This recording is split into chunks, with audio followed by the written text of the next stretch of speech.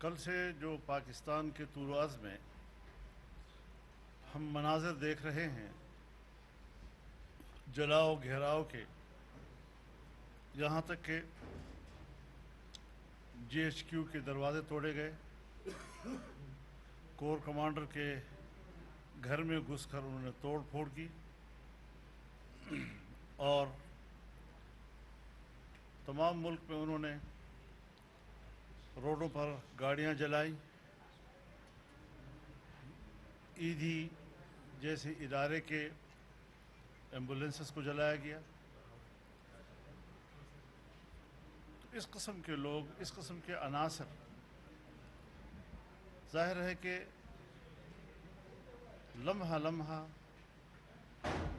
دن بدن ان عناصر کے بارے میں ہماری رائے کی تصدیق ہو رہی ہے۔ ہم نے 10-12 سال پہلے جب ان کو پاکستان کی تہذیب اور پاکستان کے آئین کے خلاف ایک ڈرون قرار دیا تھا، پاکستانی سیاست کا غیر ضروری عنصر قرار دیا تھا، آپ نے دیکھا کہ 3.5 سال انہوں نے ملک میں جیسے حکومت کی، 3.5 سال میں وہ اپنی ایک کارکردگی نہیں بیان کر سکتے کہ انہوں نے ملک کی تعمیر کے لیے کوئی کردار ادا کیا۔ ملک کو پیچھے دھکیلنے کے لیے تو ان کا بہت بڑا کردار ہے، لیکن ملک کو آگے لے جانے کے لیے نہ ان کے پاس ویژن تھا، نہ ان کی کوئی نیت تھی، بلکہ پاکستان کی ریاست کو توڑنا ان کے ایجنڈے پر تھا۔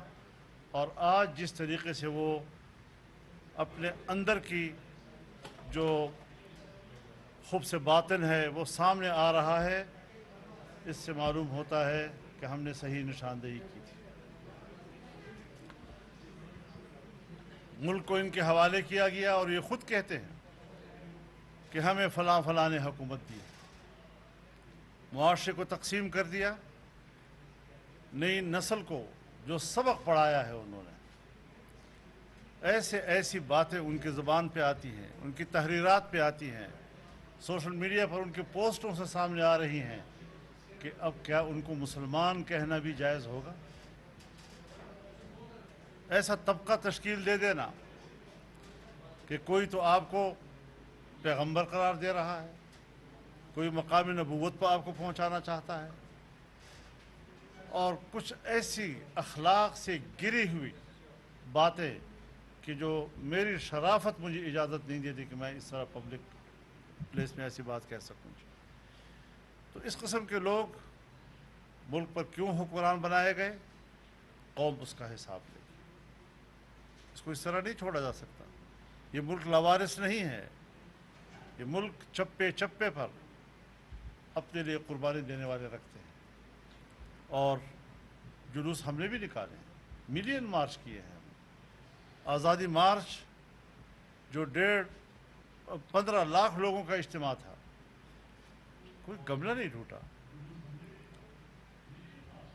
کوئی ٹریفک نہیں رکی، ورنہ ہم بھی اس حوالے سے کوئی جذبات میں آ سکتے تھے، ہم بھی تو ناراض تھے، ہمارے یہ احتجاج بھی تو ناراضگی کی بنیاد پر تھے، احتجاج کی بنیاد پر تھے، لیکن ہم نے ملک کے اثاثوں کو اپنا اثاثہ سمجھا، اپنے اداروں کو اپنا ادارہ سمجھا، اداروں کی عزت کو اپنی عزت سمجھا اور اس کا تحفظ کیا، اس کا خیال کیا۔ یہ ہماری نقل بھی کرتے ہیں اور نقل اتارنا بھی نہیں آتا۔ ہم نے آزادی مارچ کیا، انہوں نے بھی کہہ دیا ہم آزادی چاہتے ہیں۔ بھائی آزادی کا بھی کوئی معنی آتا ہے تمہیں؟ غلامی کا نام آزادی رکھ دینا، بد اخلاقی کا نام ریاست مدینہ رکھ دینا، منافقت کا نام ریاست مدینہ رکھ دینا۔ اگر ریاست مدینہ جس پہ وہ آپ کہتے ہیں کہ سب کے حقوق برابر ہونے چاہیے، कानून सबके लिए यकसा होना चाहिए, फिर उस रियासत में जब कानून आपकी खिलाफ हरकत में आता है तो वहाँ कानून क्यों जुर्म हो जाता है? फिर कबूल करो, फिर फसाद क्यों मचाते हो, घेराव जलाव क्यों करते हो, कौमी तनसीबात को क्यों नुकसान पहुंचाते हो, कौमी इदारों के दरवाजे तोड़कर वहां दाखिल होना, ये तो इस हद तक जाना। फिर आप मुझे बताएं कि बगावत किसको कहते हैं? कितनी तंजीमों को करदम करार दिया गया इसी बुनियाद पर। क्या तहरीक इंसाफ को इज्जत दी जाए इस किरदार पे? ऐसी जमात को तो पाकिस्तान के अंदर बतौर नासूर तस्वर किया जाए, मुआशरे के लिए नासूर, सियासत के लिए नासूर, मुल्क के लिए नासूर। ऐसे अनासर का खात्मा होना चाहिए। ऐसे अनासर को मुल्क हवाले करना, इसका तस्वुर भी नहीं किया जा सकता। और अगर कोई भी क़ुव्वत, कोई भी इदारा इनको दोबारा इक़्तिदार में लाने के लिए कोई दाव पेश करता है, वो भी इसी तरह मुजरिम होगा जितना कि ये जमात खुद एक मुजरिम जमात है। लिहाजा इस हवाले से हम मुल्क के साथ खड़े हैं।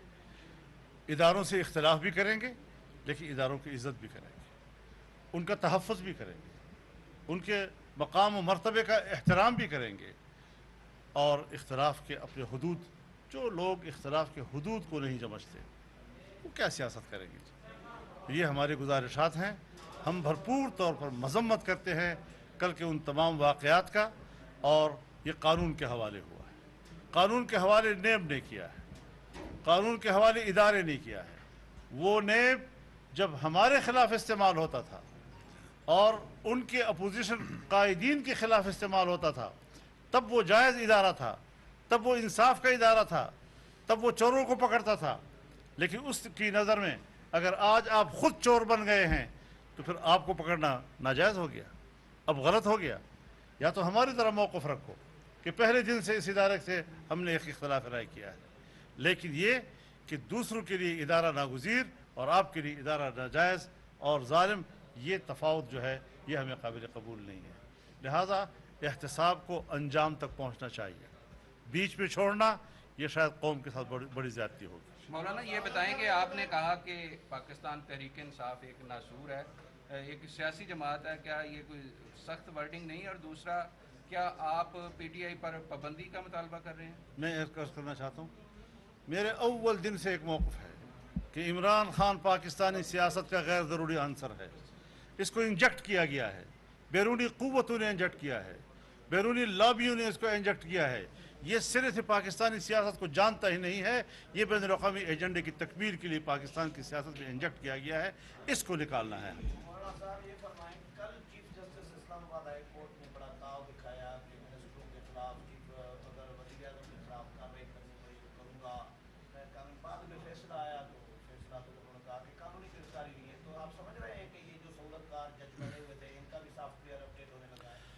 नहीं, मैं खैर इस किस्म की बात तो उनकी तरफ मंसूब नहीं करूँगा। जहाँ मैं महसूस करूँगा कि वो एक मुजरिम को सहूलत मुहैया कर रहे हैं, एक मुजरिम को तहफ़्फ़ुज़ मुहैया कर रहे हैं, तो उनकी जो वर्डिंग्स होती हैं, उनके जो तबसरे होते हैं, उनके जो फ़ैसले होते हैं, वो अवाम की मिल्कियत बन जाते हैं। उस पर तबसरा बेलाग होकर देता हूँ और दिया भी है।